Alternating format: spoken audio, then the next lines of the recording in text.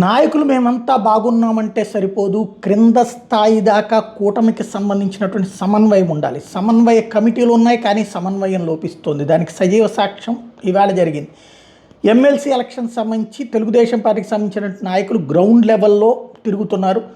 జనసేన, భారతీయ జనతా పార్టీలతో సమన్వయం చేసుకునేందుకు గాను ఏర్పాటు చేస్తున్నారు. అందులో భాగంగా పి గన్నవరం, ఇంతకుముందు జనసేన ఎమ్మెల్యే ఉన్నటువంటి నియోజకవర్గం, అక్కడ మీటింగ్ జరిగింది. అచ్చెన్నాయుడు తెలుగుదేశం పార్టీకి సంబంధించినటువంటి మాజీ రాష్ట్ర అధ్యక్షుడు, అట్లాగే ప్రస్తుత మంత్రి, ఆ సమావేశానికి అటెండ్ అయ్యి ఆయన ఎలా గెలవాలి, ఎందుకు గెలవాలి, ఇదంతా ఉపన్యాసం ఇచ్చుకొచ్చారు. ఇందులో పవన్ కళ్యాణ్ ప్రస్తావన కానీ, పవన్ కళ్యాణ్ పేరు కానీ లేదంటూ జనసేన వాళ్ళు అభ్యంతరం వ్యక్తం చేశారు. ఇప్పటికే రాష్ట్రంలో వివిధ ప్రాంతాల్లో మా ప్రస్తావన లేకుండా సాగుతోంది, జనసేన భారతీయ జనతా పార్టీ కూటమి లేకపోతే అసలు అయ్యేదా మీ విజయం అంటూ ప్రశ్నిస్తే, అవును ఆ ముగ్గురం కలిస్తేనే సాధ్యమైందని అచ్చెన్న సర్ది చెప్పబోతుంటే, మీరు మా నియోజకవర్గంలో మా ఎమ్మెల్యే ఉన్నటువంటి చోట్లనే మమ్మల్ని అవాయిడ్ చేస్తున్నారు అంటూ ఆగ్రహం, అసంతృప్తి వ్యక్తం చేయడం, కొంతమంది తీవ్ర వ్యాఖ్యలు చేయడం, విమర్శించడంతో ఆగ్రహించినటువంటి అచ్చెన్నాయుడు సభని మధ్యలో వదిలేసి వెళ్ళిపోవడం అన్నటువంటి జరిగింది. తద్వారా పవన్ కళ్యాణ్, చంద్రబాబు, పురంధేశ్వరి సన్నిహితంగా ఉండొచ్చు, బాధ్యతగా కలిసి ఉండొచ్చు, కానీ